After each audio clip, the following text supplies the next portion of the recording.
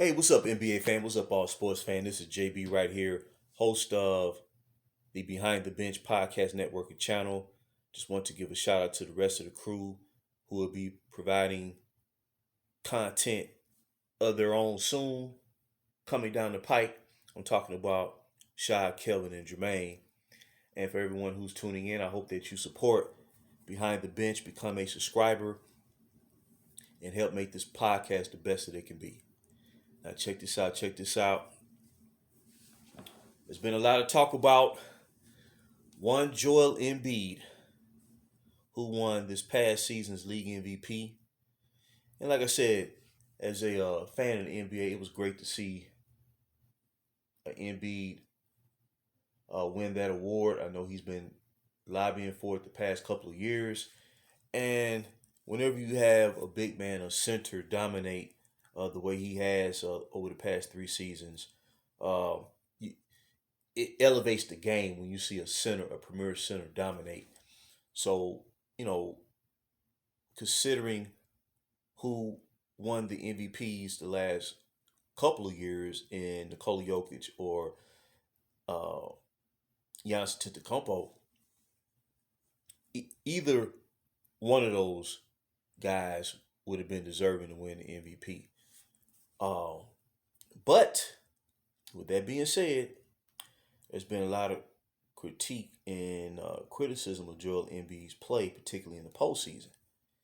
And as dominant as he's been during the regular season for the Philadelphia 76ers, that dominance and consistency does not translate to the postseason.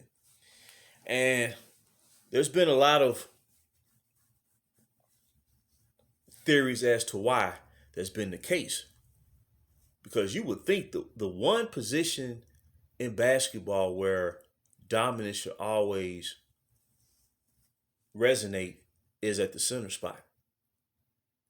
Especially when you have an elite player like Joel Embiid. And one of the problems could be the lack of defense. That could be a problem. And I can see that being an issue.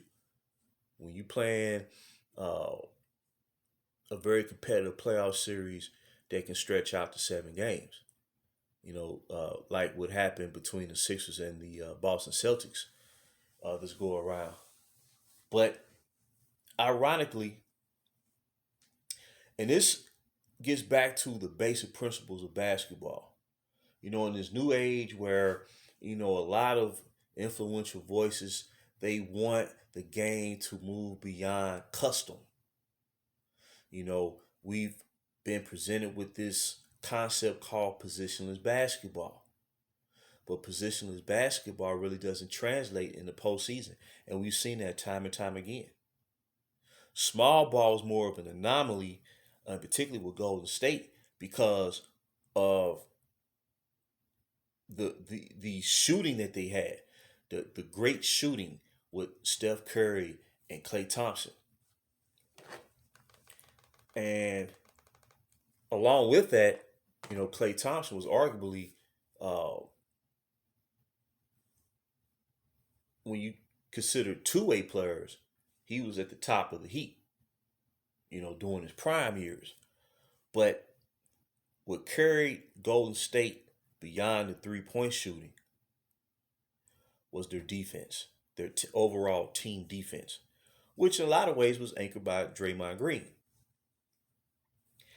As we saw with the Denver Nuggets brought back a semblance of what prototypical conventional position basketball can deliver for you, where you will always have a distinctive advantage in at least two positions on the court: center, and the one element I believe Joel Embiid has been missing throughout his career, especially when he started to reach his prime stage.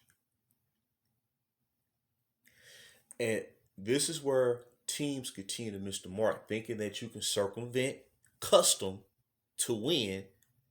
Now, it may carry you through the regular season, but postseason gimmicks don't work. It's pretty much nuts and bolts. What I'm getting at is if you look at Joel Embiid's career, okay, he had Ben Simmons, who was thought of or was looked at as a potential reflection of a Magic Johnson type player, right? But in the end, it didn't work out with Ben Simmons. You've had combo type guards like with well, pretty much it was Ben Simmons. Then you bring in a James Harden, who was asked to be a playmaker per se, but his style of play has proven to never really translate in the postseason. So you start thinking about it, it's like, well, what has an elite center always had on the court when it comes to championship level play? Now, when you think of Giannis, he's like a power forward who can play the five, but he's really a power forward who's 7 feet. I'm talking about a bona fide, traditional prototype style center like Joel Embiid. Even though he can shoot, but he's been missing this one key element throughout his career. And if he was to ever get it or acquire it, I believe that will put him in position to finally get over the hump and vie for a championship. And I'm surprised that these so-called, well, I won't say so-called, but these supposed basketball pundits and experts have overlooked and it's totally, how can I say this? It's flown under the radar, but it becomes more obvious and apparent season after season after season as to what Embiid has been missing. And it's quite simply, he's never had a real, true point guard. That's what I believe more than anything he's missing. He's had some very talented wing players such as Jimmy Butler or whatnot. Tobias Harris is a solid player. He's had good shooters on the team. J.J. Redick. Norges Yang, that was acquired from the Utah Jazz. Cormick. C.J. McConnell. He's had some high-level shooters on that team. But the one thing he's consistently been missing, is that point guard. I mean a true point guard.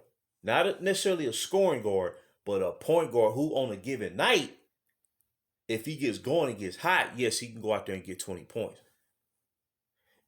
If he would have had the version of Chris Paul when he first got to Phoenix, Philly's going to the finals.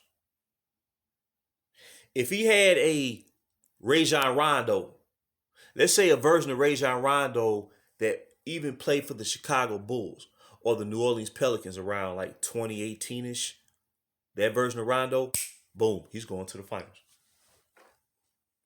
Or a John Stockton type point guard, or even a Jason Kidd. If he had the version of Jason Kidd who played in Dallas Mavericks in 2011, when Dallas won the title, Philadelphia is going to the finals. More than anything. And see, when you got a point guard like that, he's not going to let a big man run out on top of the key shooting threes. He's going to say, no, we need you down there on the block, dominate. We're going to get you the ball when you need to get it, where you need to get it, so you can go to work and do your thing and dominate and help lead us to where we want to go. And to me, until Philadelphia gets a true point guard, they're going to be a playoff level team, a middle of the pack playoff level team that peaks at the second round. So that's just my thoughts on it with Joel Embiid, the dilemma going on with him, the reigning MVP. So this is JB right here. Until next time, BTB behind the bench.